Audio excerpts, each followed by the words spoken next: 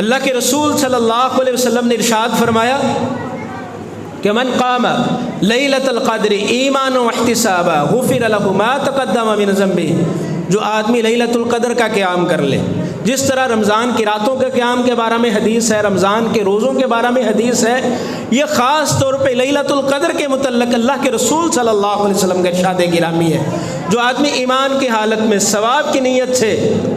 لیلۃ القدر کا قیام کر لیتا ہے، غفر له ما تقدم من ذنبه، اس آدمی کے گزشتہ جتنے زندگی کے صغیرہ گناہ ہیں، رات کا قیام کرنے کی وجہ سے اللہ تمام گناہوں کو معاف کر دیتے ہیں۔ وہ رات جو ہے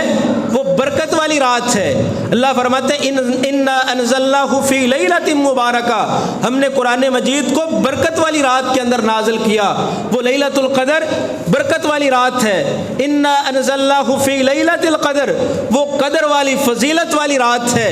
اور وہ رات ایسی ہے کہ اللہ فرماتے ہیں لیلۃ القدر خیر من الف شہر، اس ایک رات کی عبادت 1000 مہینے کی عبادت سے افضل ہے۔ میرے بھائیو، جو 1000 مہینہ ہے یہ 83 سال اور 4 مہینے بنتے ہیں۔ اللہ نے یہ نہیں فرمایا کہ لیلۃ القدر کی عبادت وہ 1000 مہینے کے برابر ہے، بلکہ اللہ نے فرمایا لیلۃ القدر خیر من الف شہر۔ خیر کا لفظ ہے، خیر اصل کے اندر یہ اخیر تھا، اسم تفضیل کا صیغہ ہے، اور اسم تفضیل سے مراد یہ ہوتا ہے کہ اس کے اندر مبالغے کے ساتھ زیادتی بھی ہوتی ہے۔ اللہ فرماتے ہیں جو آدمی لیلۃ القدر کا قیام کر لے، اللہ رب العالمین اسے وہ رات عطا فرما دے، تو اس ایک رات کی عبادت کو اللہ رب العالمین 1000 مہینے کی عبادت سے افضل بنا دیتے ہیں۔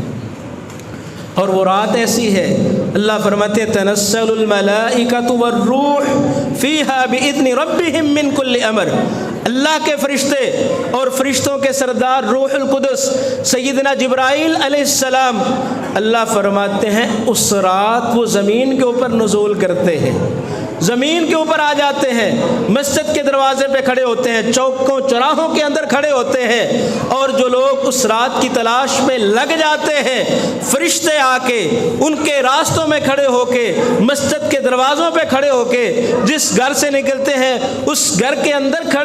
گھر کے دروازے پہ کھڑے ہو کے، اور چوکوں چوراہوں میں جہاں سے ان نمازیوں کا گزر ہوتا ہے، جو اس کی تلاش کے اندر لگ جاتے ہیں، اس رات کی تلاش کے اندر، اللہ فرماتے ہیں سلام ہی حتی مطلع الفجر، جب تک فجر طلوع نہیں ہو جاتی یہ اللہ کے نورانی فرشتے ان کے لیے سلامتی کی دعائیں کرتے رہتے ہیں۔ میرے بھائیوں، دعا کریں اللہ ہمیں وہ رات عطا فرما دے، اور پھر اس رات کو عبادت کرنے کے بھی اللہ رب العالمین ہمیں توفیق عطا فرمائے۔ اور اللہ کے رسول صلی اللہ علیہ وسلم نے ارشاد فرمایا تحروا لیلۃ القدر فی الوتر من العشر الاواخر من رمضان، صحیح بخاری کی 2017 نمبر روایت ہے۔ آپ علیہ الصلوۃ والسلام نے فرمایا اے میرے صحابہ، اے میرے امتیوں، تم لیلۃ القدر کو رمضان کی آخری جو طاق راتیں ہیں ان میں تلاش کرو۔ ام المومنین عائشہ رضی اللہ عنہ نے جب اللہ کے رسول صلی اللہ علیہ وسلم سے سنا کہ اللہ کے رسول صلی اللہ علیہ وسلم لیلۃ القدر کی اتنی زیادہ فضیلت بیان کر رہے ہیں، تو ام المومنین عائشہ رضی اللہ عنہ نے رسول اللہ صلی اللہ علیہ وسلم سے پوچھ لیا، اے سرتاج رسول، اے اللہ کے رسول صلی اللہ علیہ وسلم، مجھے بتلائیے ان وافقت لیلۃ القدر ما اقول فیہا، اللہ کے رسول صلی اللہ علیہ وسلم اگر مجھے لیلۃ القدر مل جائے تو پھر مجھے کیا کرنا چاہیے، کیا کہنا چاہیے؟ تو آپ علیہ الصلوۃ والسلام نے فرمایا قولی اللہم انک عفو تحب العفو فاعف عنی، اور دوسری روایت میں کریم ان کے الفاظ زائد ہیں اللہم انک عفو کریم تحب العفو فاعف عنی، اے اللہ تو معاف کرنے والا ہے، معافی کو پسند کرتا ہے، اللہ مجھے معاف کر دے۔ عائشہ، اللہ سے اپنے گناہوں کی معافی مانگ لینا، اللہ سے عافیت کا سوال کرنا، تو رسول اللہ صلی اللہ علیہ وسلم کا یہ ارشاد گرامی ہے جو آدمی لیلۃ القدر کی تلاش میں لگا ہے، اسے لیلۃ القدر مل جائے تو اسے کثرت سے یہ دعا پڑھنی چاہیے۔ بلکہ حسن بصری رحمہ اللہ فرماتے ہیں الدعاء تلک اللیلہ احب الی من الصلاۃ، اس رات لیلۃ القدر کو جو ہے وہ میرے نزدیک، حسن بصری رحمہ اللہ فرماتے ہیں میرے نزدیک وہ دعا جو اللہ کے رسول صلی اللہ علیہ وسلم نے ام المومنین عائشہ رضی اللہ عنہ کو سکھائی ہے، وہ میرے نزدیک اس رات دعا کرنا نماز پڑھنے سے زیادہ محبوب ہے، اس لیے